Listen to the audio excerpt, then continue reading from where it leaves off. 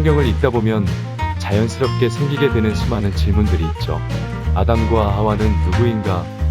노아의 대홍수 같은 사건들이 실제 역사 속에서 있었던 건지, 그리고 성경 속의 사람들은 어떻게 살았었는지 등등, 이러한 질문들에 대한 대답을 찾기는 쉽지 않습니다. 그리고 애써 교회의 누군가에게 물어봐도 그냥 믿으면 돼 하는 답이 돌아오기 일쑤죠. 이러한 궁금증을 가진 분들을, 그리고 성경에 대해 좀 더 교양적이고 학문적으로 알고 싶어하는 분들을 위해 준비했습니다. 조금은 다른 관점으로 성경에 대한 이야기를 풀어가려고 합니다. 교회에서 알려주지 않은 성경 이야기, 지금 시작합니다. 안녕하세요. 여름매미입니다. 딴지입니다. 하은입니다. 두 분 잘 지내셨나요? 네, 별일 없습니다. 여름이 지나가고 있네요. 참, 포도는 잘 자라고 있나요? 아, 네. 이번에 심은 포도가 총 3그루인데요. 잘 자라고 있습니다. 두 번째 포도는 사실 죽은 줄 알았는데요. 어느 날 갑자기 싹이 나오더니 무럭무럭 잘 크고 있고요. 덩굴 뒤로 타고 올라갈 나무 격자판을 대어줬더니 타고 올라가고 있습니다. 이거 사진도 있나요? 네, 간만에 카페에 포도나무 사진 한번 올려볼까요? 하은님은 뭐 하셨어요? 전 뭐 별로 한 건 없는데 간만에 그림 좀 그렸어요. 아, 취미가 그림이라고 했죠. 네, 사실 시작한 지는 얼마 안 됐는데 유화를 그려보기 시작했거든요. 멋지네요. 유화가 쉽지 않은 것 같던데 하은님과 잘 어울리는 것 같네요. 다음에 한번 보여주세요. 뭐 아직 보여드릴 정도는 아니고 그냥 하늘이며 구름이며 그리는 연습을 하고 있어요. 아, 구름 그리는 거 어렵지 않나요? 요즘은 유튜브에 많이 나와 있어서 따라하다 보면 어떻게 되더라고요. 그런데 딴지님은 뭐 하셨어요? 저는 그냥 심심하면 영화 보는 게 취미인데요. 최근에 HBO에서 미국 드라마 하나 시작했는데요. 웨스트 월드라고요. 아, 그거 좀 유명한 것 같던데요.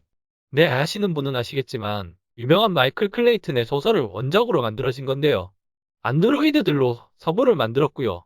사람들이 거기에 들어가서 관광을 하는 거죠. 그러다가 어느 날 로봇들이 각성을 하는 이야기고요. 드라마만 봐도 흥미롭네요.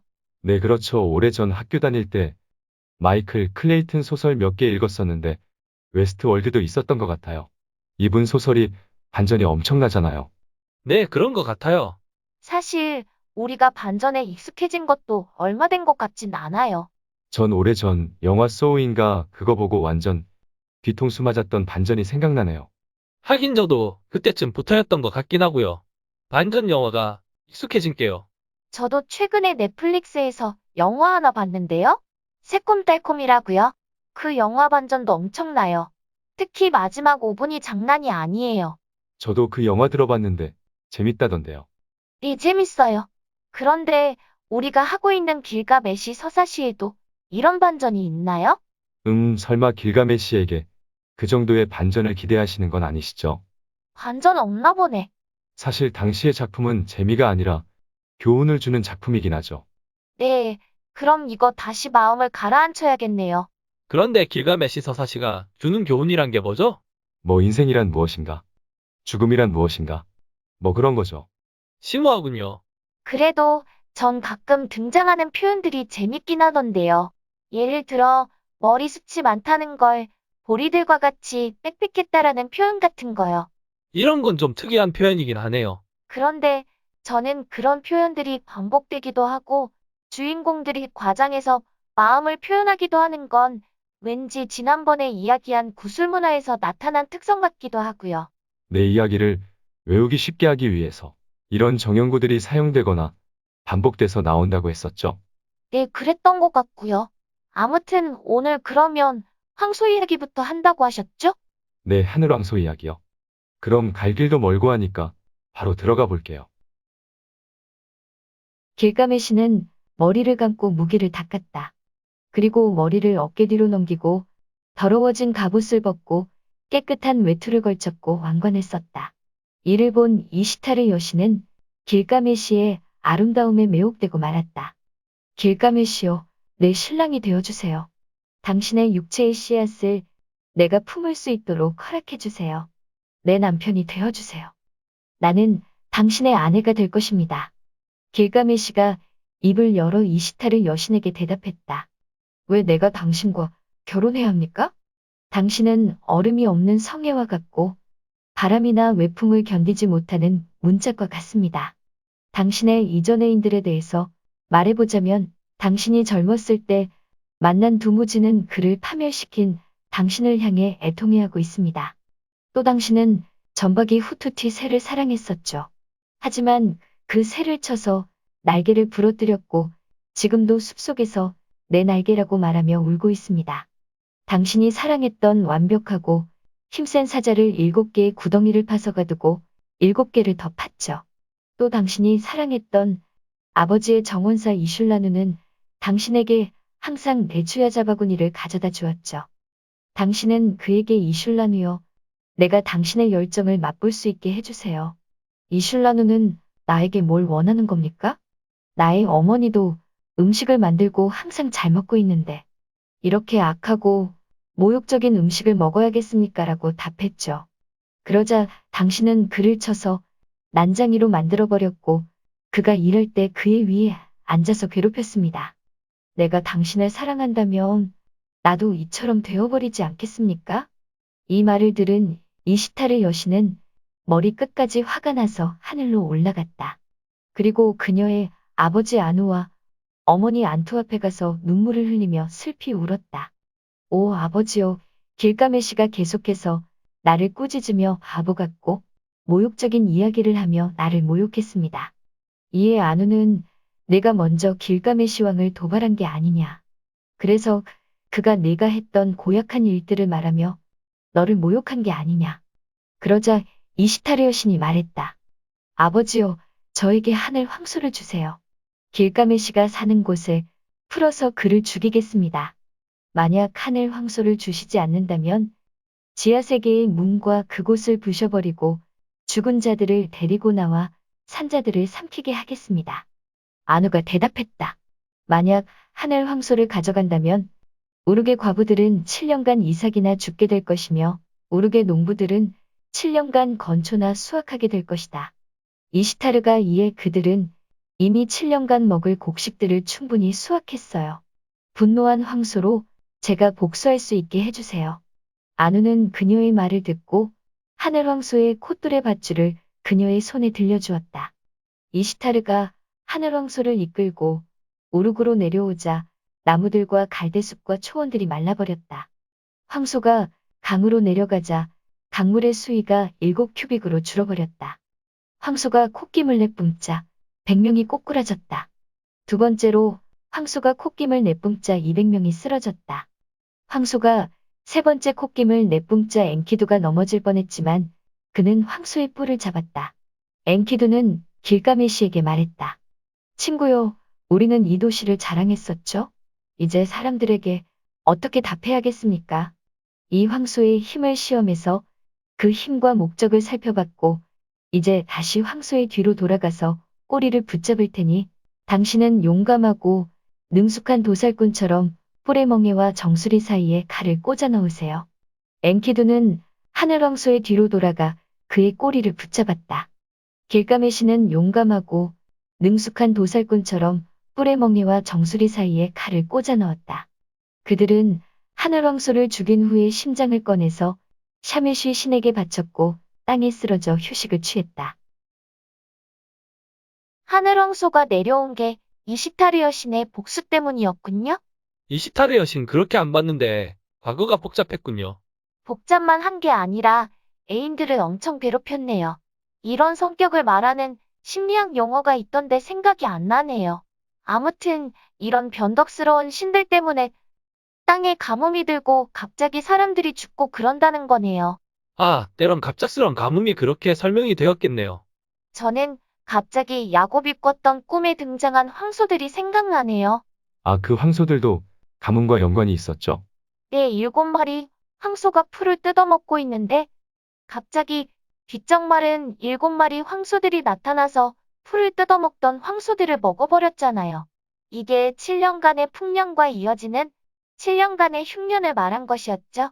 이야기가 딱 서로 맞지는 않는데 뭔가 황소와 가문 같은 게 연결점이 있었을까요? 그 부분은 잘 모르겠는데 꽤 흥미롭네요. 언제 한번 알아봐야겠네요. 아무튼 다시 돌아가서요.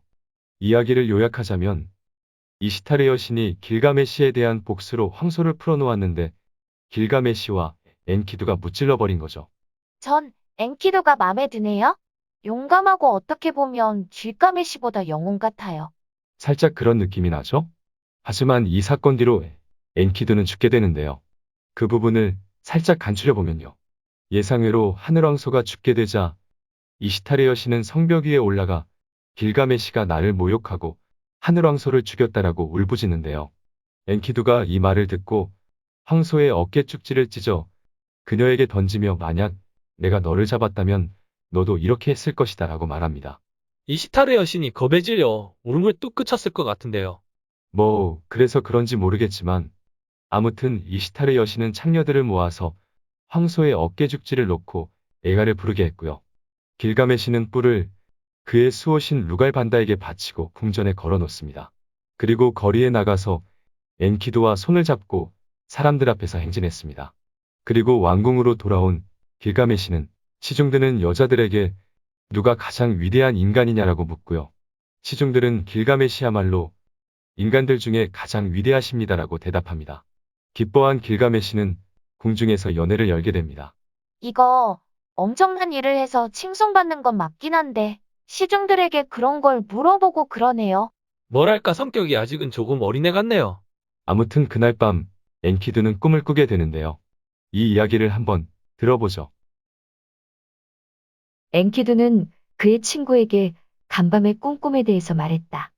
내 형제여, 지난밤에 꿈을 꾸었는데 아누와 엘릴과 에아와 샤메쉬신이 모여 있었습니다.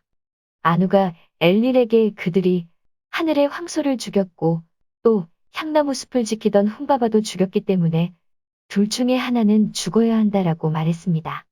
그러자 엘릴이 엔키두를 죽게 하고 길가메시를 살리자라고 말했습니다.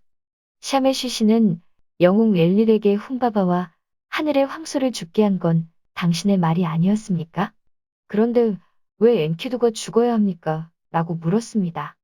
엘릴은 샤메쉬에게 화를 내면 너는 그들과 밤낮으로 붙어있지 않았느냐라고 말했습니다. 엔키두는 길가메시 앞에 길게 누웠고 쉴 새 없이 눈물을 흘리며 말했다. 형제여, 그들이 내 형제를 다시 보지 못하게 할 것입니다. 나는 죽은 자들 가운데 앉아있을 것이고 죽은 자들의 문지방을 지나서 다시는 나의 사랑하는 형제를 보지 못하게 할 것입니다. 다음 날 동이 트자 엔키두는 머리를 들어 샤메쉬신에게 울부짖었다. 그의 눈물이 햇살 아래서 반짝였다. 샤메쉬여, 그 사냥꾼이 가난하게 만드시며 그가 들어가는 집마다 그 집의 신들이 창문으로 도망치게 하소서. 엔키두는 사냥꾼을 저주한 후 샤멧을 저주하기 시작했다. 샤멧이여, 너의 운명을 이제 바꾸려니 영원토록 저주를 받아라. 강한 주문으로 저주하리니 이제부터 너는 저주 아래에 있을 것이다. 너는 원하는 집을 넣지 못할 것이고 가족도 없게 될 것이다. 젊은 여자들의 방에도 들어가 앉지 못할 것이며 너의 가장 아름다운 옷도 더러워질 것이다. 이 말을 들은 샤메쉬가 말했다. 엔키두여, 왜 샤멧을 저주하느냐?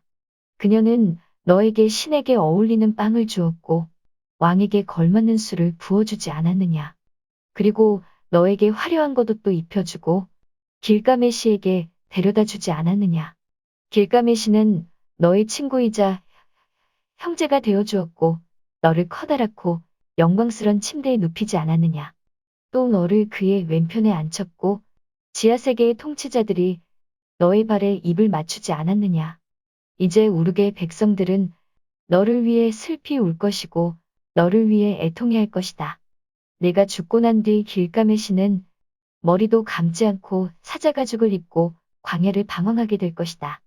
엔키두가 이 말을 듣고 분노가 가라앉아 샤멧에게 한 저주를 철회했다. 샤멧이여, 너의 운명을 다시 바꾸어 너를 축복하리니 통치자들이 너를 사랑할 것이며 귀족들도 그럴 것이다. 할리그나 떨어진 사내들이 그들의 허벅지를 치며 너에게 달려올 것이고 두리그 떨어진 이들도 그들의 머리를 빗고 너에게 나아오리라. 모든 병사들이 내 앞에서 서둘러 허리띠를 풀고자 할 것이고 그가 가진 모든 보석들을 내게 주리라. 엔키두는 마음이 아파서 누워서 계속 생각했고 그의 친구 길가메시에게 마음에 있는 말을 했다. 친구여, 꿈을 꾸었는데 하늘이 요동치고 땅이 울렸습니다. 혼자 거기에 서 있을 때 한 사람이 거기에 있었는데 얼굴이 시커맸고 마치 용맹한 사자새의 모습을 하고 있었습니다. 그의 손은 사자의 앞발이었고 그의 손톱은 독수리의 것이었습니다. 그는 나의 머리카락을 붙잡았고 강한 힘으로 나를 눌렀습니다. 내가 그를 쳐봤지만 마치 튕겨나온 줄과 같이 튕겨나왔습니다. 그는 나의 팔을 쳐서 새의 날개로 바꾸었고 나를 어둠의 집 이르칼라의 왕조로 끌고 갔습니다. 그 집은 한번 들어간 사람은 다시 나오지 못하며 돌아갈 길도 없는 곳입니다. 그 집에 거하는 이들은 빛도 없이 먼지를 먹어 생명을 유지하고 지늘기 그들의 양식이었습니다. 그들은 깃털로 덮인 새들과 같고 빛도 없이 그저 어둠 속에서 살아갈 뿐입니다. 먼지의지 입구에 있는 문의 고정쇠들은 먼지로 뽀얗게 덮여 있었고 그곳에서 나는 수없이 쌓여있는 왕관들을 보았습니다. 이는 그들이 살았을 때 통치자로서 그들의 머리에 얹혀있던 것입니다. 그들은 생전에 아누나 엘릴과 같이 앉아있던 자들이었습니다. 먼지의 집에는 에타나 왕도 있었고 샤칸과 지하 세계의 여왕 에레시키갈려신도 있었습니다. 그녀의 옆에는 지하 세계의 서기인 베레세리가 앉아서 명부를 들고 크게 읽고 있었습니다. 그때 에레시키갈려신이 고개를 들어 나를 보더니 이자를 여기에 데려온 게 누구요? 누가 이자를 여기에 데려왔소라고 말했습니다. 그 뒤로 어떻게 되었나요? 이 뒷부분이 사실 소실되어서요. 내용이 여기서 끊어지긴 합니다. 그런데 지옥에 대한 묘사가 정말 자세하네요. 그러네요. 고대 근동 사람들의 지옥에 대한 생각들이 꽤나 상세했군요. 내 먼지의 집이 있고 사람들이 어둠 속에서 갇혀서 흙만 먹고 시종으로 사는 거잖아요. 그나저나 엔키도 참 안타깝네요. 그러게요. 오죽했으면 사냥꾼과 샤메까지 저주를 하고요. 뭐랄까, 이 부분은 죽음에 대한 공포를 꽤 잘 보여주고 있는 장면인 것 같아요. 그럼 계속해서 이어나가 볼게요. 엔키두가 꿈을 꾼 날 그의 힘은 사라져버렸다. 엔키두는 하루 종일 아파서 누워 있었고 이튿날도 그랬다. 3일째와 4일째 엔키두의 병은 점점 더 심해져만 갔다. 열흘이 지나도 엔키두의 병은 심해져 갔고 열 이틀이 되었을 때 엔키두는 길가메시를 불러 말했다. 친구요, 나의 신이 나를 버렸습니다. 나는 전장에서 쓰러지는 용사들처럼 죽어 이름을 남길 수도 없습니다. 새벽 동이 틀 무렵 길가메시는 엔키두에게 말했다. 오, 엔키두요. 너의 어머니는 영양이었고 아버지는 야생 당나귀였다. 야생 당나귀들이 너에게 젖을 먹였고 초원의 모든 들짐승들도 그리하였다. 오, 엔키두요. 향나무 숲속길들이 밤낮으로 흐느끼고 있구나. 우르게 장로들도 너를 향해 울 것이고 우리를 축복하던 백성들도 울 것이다. 언덕 꼭대기와 산들도 너를 향해 애통해할 것이고 들판도 너의 어머니처럼 너를 위해 울 것이다. 도금향과 사이프러스와 우리가 걸었던 숲의 향나무들도 너를 위해 울 것이다. 곰들과 하이에나, 팬다와 치타와 사슴과 자칼, 그리고 사자와 들소, 사슴들 아이벡스와 들의 모든 짐승들이 너를 위해 울 것이다. 우리가 용감하게 걸었던 둑을 따라 흐르던 성스러운 울레이 강도 너를 위해 울 것이며 언젠가 우리가 물주머니를 채웠던 거룩한 유프라테스 강도 너를 위해 울 것이다. 우르게 젊은이들과 우리가 하늘왕소를 무찌르는 것을 보았던 이들도 너를 위해 울 것이고 밭을 가는 이도 그 두롱에서 울 것이다. 그리고 나 자신도 너를 위해 울 것이다. 내 말을 들으라. 젊은이들아, 내 말을 들으라. 내 말을 들으라. 오 우르겔 장로들아 내 말을 들으라. 나는 내 친구 엔키두를 위해서 울 것이며 곡하는 여인들처럼 서럽게 울 것이다. 우리가 함께 산들을 올랐고 하늘왕소를 잡아 죽였고 향나무산에 훔바바를 함께 물리치지 않았더냐. 지금 그대를 붙잡고 있는 이 잠은 무엇인가? 정신을 잃었는가? 내 말이 들리지 않는가? 하지만 엔키두는 머리를 들지 않았다. 길가메시는 그의 가슴에 귀를 대어봤지만 심장이 뛰지 않고 있었다. 그는 신부처럼 천으로 그의 친구의 얼굴을 가렸다. 그리고 마치 독수리처럼, 그리고 새끼들을 빼앗긴 사자처럼 그의 주위를 맴돌았다. 그는 방향을 잃고 이리저리 왔다 갔다 했다. 그리고 길가메시는 머리칼을 뜯고 자신의 옷을 찢어버렸다. 이거 마음이 아프네요. 네, 당시 이 부분을 읽었던 고대의 사람들은 펑펑 울었을지도 모르겠네요.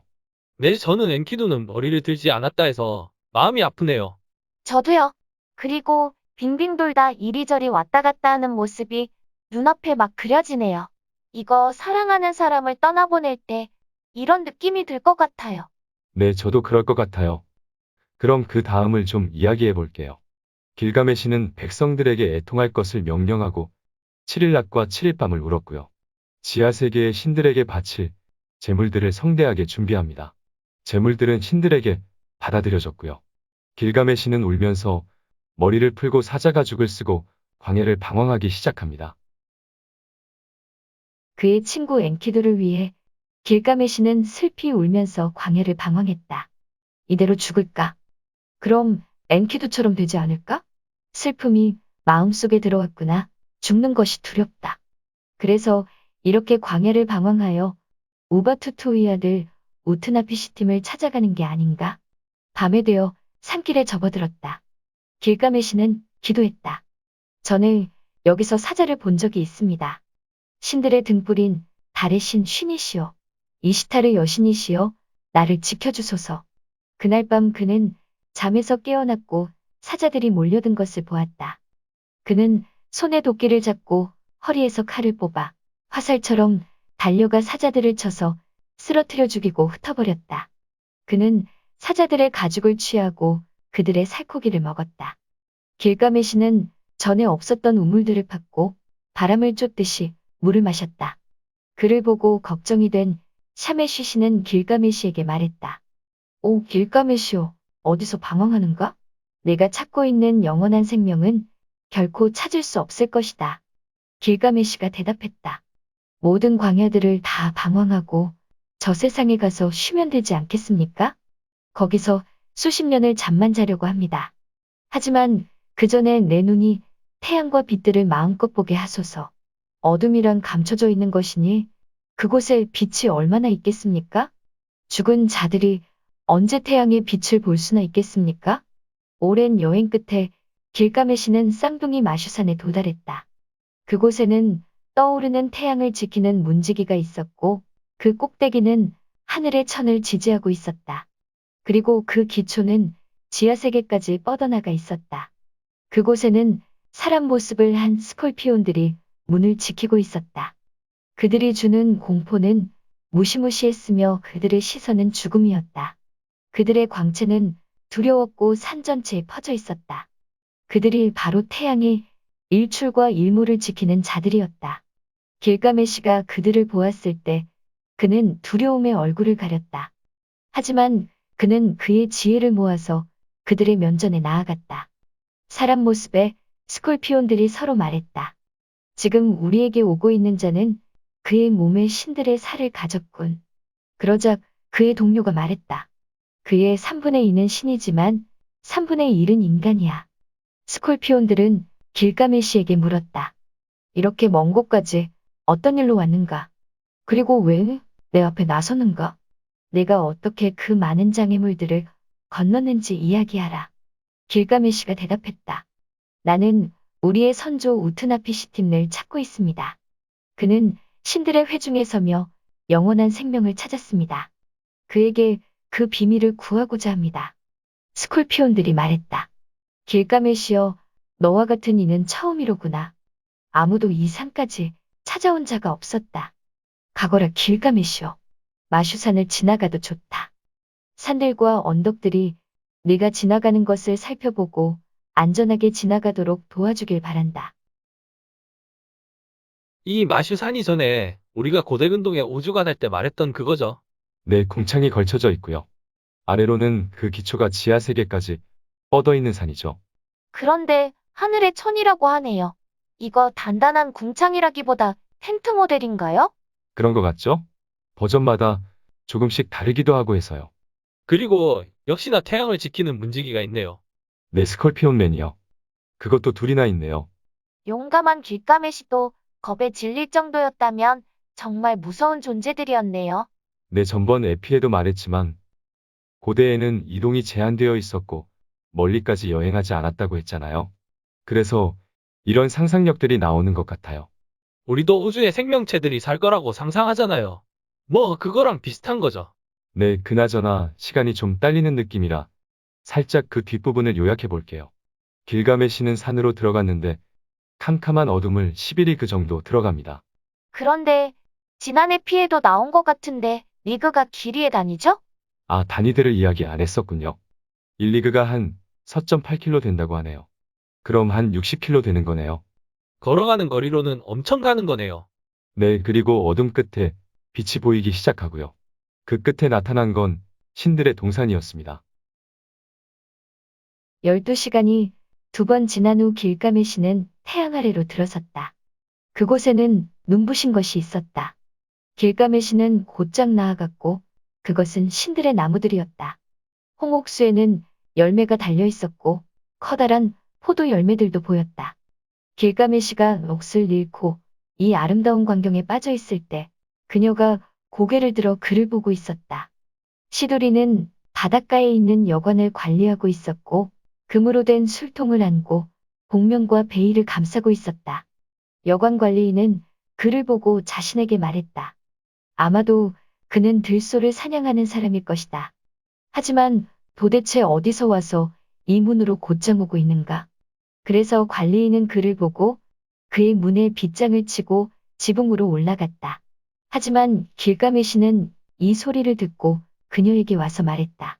여관의 관리인이여, 어찌하여 나를 보자마자 문에 빗장을 치는가? 내가 빗장을 치고 지붕으로 올라갔으니 나는 문을 부수고 조임쇠까지 부셔버릴 것이다.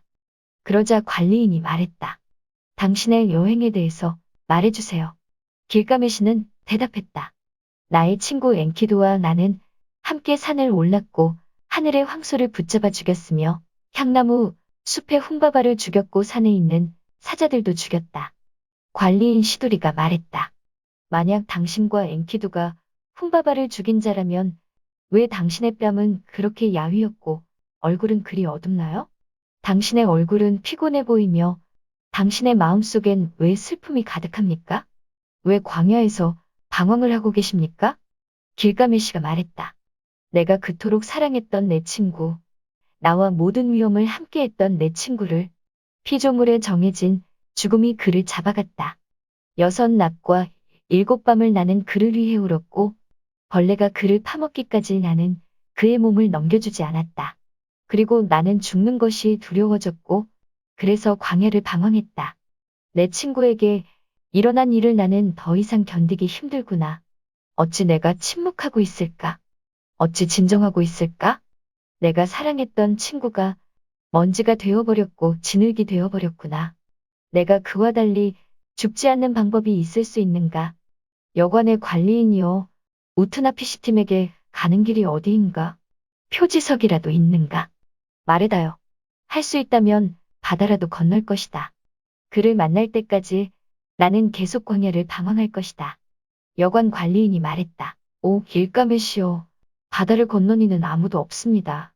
오직 샤메 쉬신만이 대양을 횡단할 뿐입니다. 태양의 신 말고 누가 바다를 건널 수 있겠습니까? 그곳으로 가는 길은 험하고 위험합니다.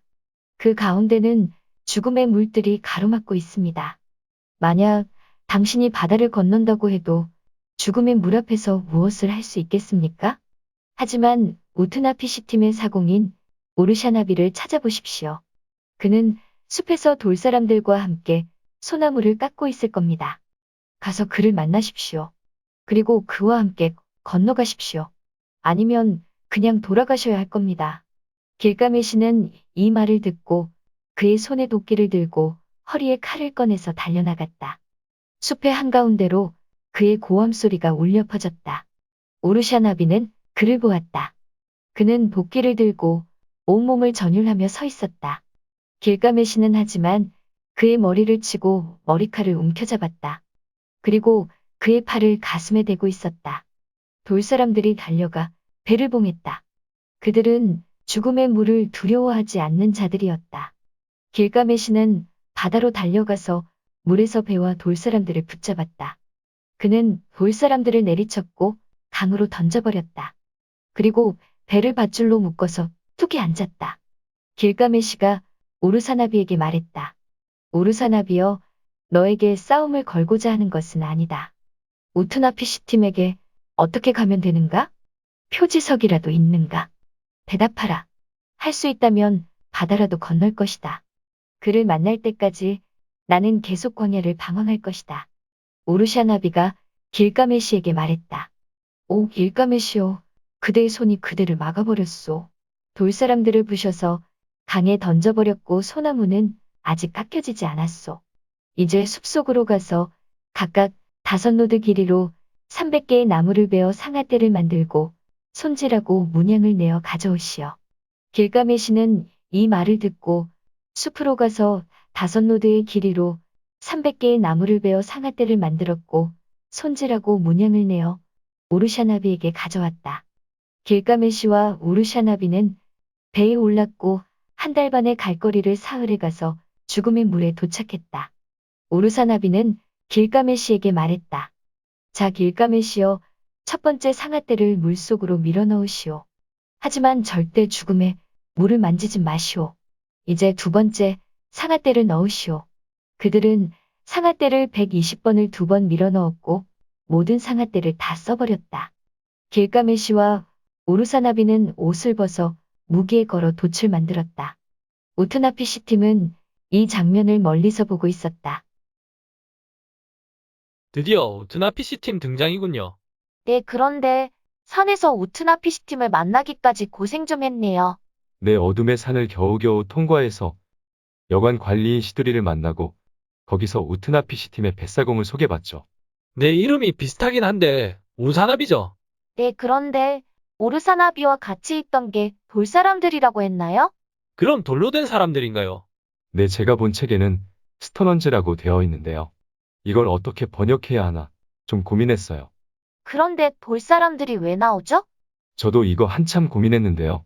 왜 돌사람들이 나오는지 어디 레퍼런스가 명확하게 나오는 것도 아니더라고요. 그런데 죽음의 물을 건너는 걸 두려워하지 않는 자라고 하잖아요. 거기서 좀 힌트를 얻었죠. 오, 결론은 뭔가요?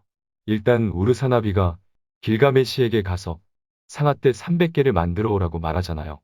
상아떼가 배를 젓는 긴 막대기죠.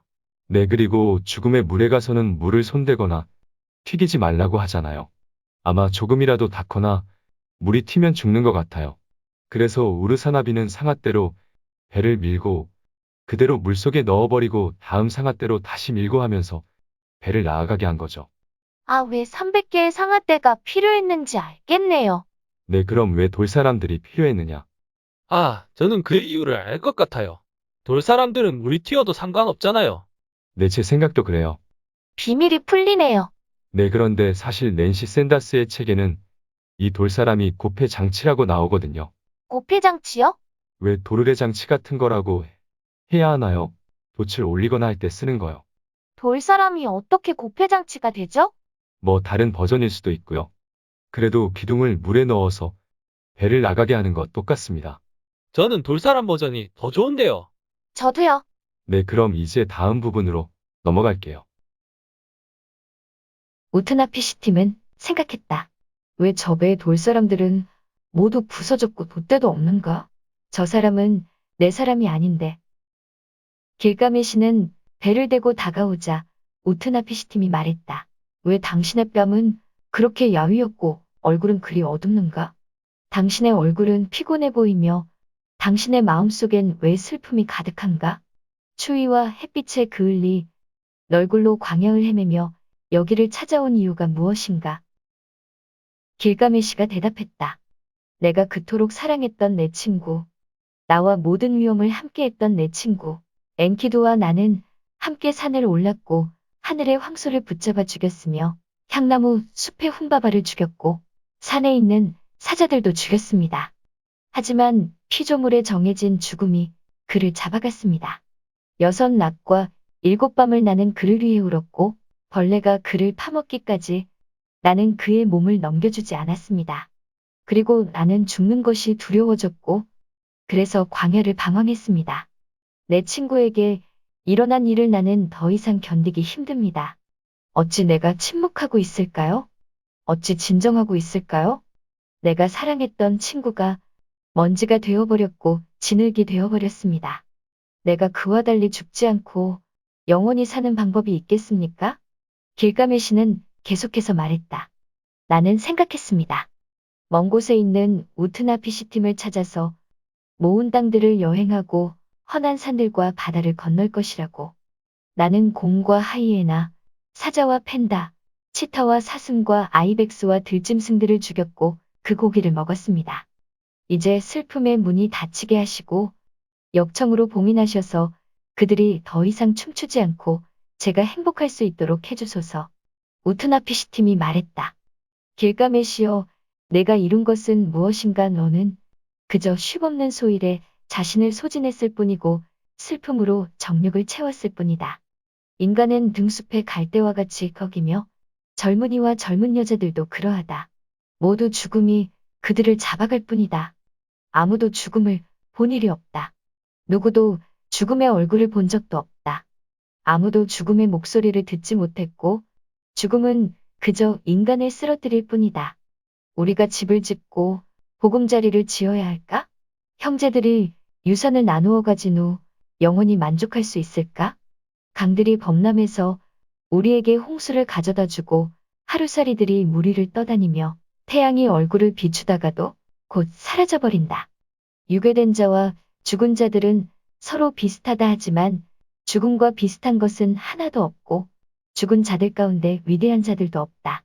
위대한 아누나키 신들의 모임에서 운명의 어머니 암미투미 신들과 함께 인간의 운명을 정하였다.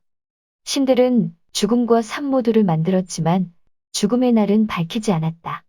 길가메시가 말했다. 우트나피시팀이여, 당신을 보니 당신도 저희 모습과 다를 바가 없습니다. 저와 똑같고 다르지 않습니다. 당신과 겨뤄보려고 했었지만 당신을 보니 손이 움직이질 않습니다. 어떻게 신들의 모임에 참석하게 되었고 어떻게 영원한 생명을 얻게 되었습니까?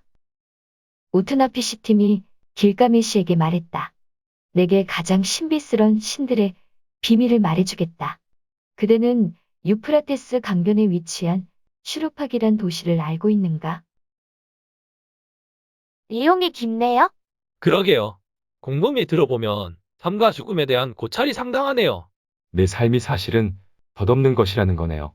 저는 신들이 죽음과 삶 모두를 만들었지만 죽음의 날은 밝히지 않았다는 표현이 와닿네요. 역시 고전은 고전이죠? 배울 것도 많고요. 네, 그리고 문학적인 표현들이 많이 등장하네요. 그런데 이거 아무래도 오늘은 여기서 끊어야 할 것 같은데요. 아, 벌써요. 네, 이 다음으로 이어지는 홍수 이야기와 그 뒤로 길가메시의 귀향, 그리고 죽음으로 계속 이어지는데요. 이 부분도 할 이야기가 제법 있을 것 같아요. 헐, 3부작 가는 건가요? 네, 오늘 어떻게든 끝내보려고 했는데 아무래도 한 주 더 가야겠습니다. 네, 어쩔 수 없죠. 대신에 다음 주에 우리 에피를 들으시는 분들에게는 제가 선물을 하나 드릴까 해요. 무슨 선물요? 회춘의 열매요. 헉, 회춘의 열매요? 내 선물이 그 정도는 돼야 하지 않겠습니까?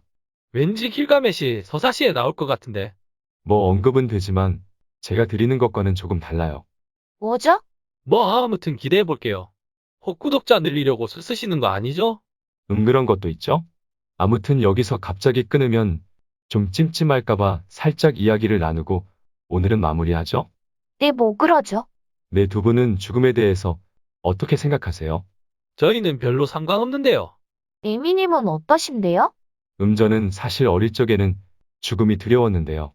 나이를 먹어갈수록 뭐랄까 덤덤해지는 것 같아요. 이게 제가 사실 노안이 작년부터 시작되었거든요. 그때 깨달았죠. 아, 내가 늙어가고 있구나. 그럼 그 전에 아침마다 거울 보며 뭐 느껴지는 건 없으셨어요? 제가 생각보다 동안이라 뭐 느끼는 건 없었는데요. 헐, 먼 나이에 비해 주름은 별로 없어 보이긴 하니까 넘어가 드리죠. 그럼 매미님에겐 노안이 마치 엔키드처럼 죽음을 깨닫게 하는 사건이었군요. 네, 맞아요. 그런데 사실 죽음을 올해 또 느낀 적이 있었어요. 무슨 일인데요? 이야기 한 번 한 것 같은데 제가 강아지 때부터 키웠던 개가 한 마리 있었거든요. 그런데 갑자기 병에 걸려서 시름시름 앓다가 죽었어요. 아, 마음 아프셨겠네요? 네, 지금도 가끔씩 생각나요. 강아지의 몸이 점점 차가워지더라고요. 아주 차가운 것을 만지는 게 아닌데도요. 그 정지된 눈과 차가운 몸은 뭐랄까. 아, 이게 죽음이구나라는 생각이 들더군요. 저도 그 느낌 알 것 같아요. 네, 그래서 아까 길가메시가 엔키두가 죽고 어쩔 줄 몰라 이리저리 왔다 갔다 하고 하는 모습을 보면서 마음이 찡하게 아프더라고요. 강아지는 잘 묻어줬나요? 네, 묘비석도 조그만 거 하나 해줬고요. 직접 묻었어요. 진짜 눈물 나도록 마음이 짠하더라고요. 뭐 그래도 잘해주셨네요.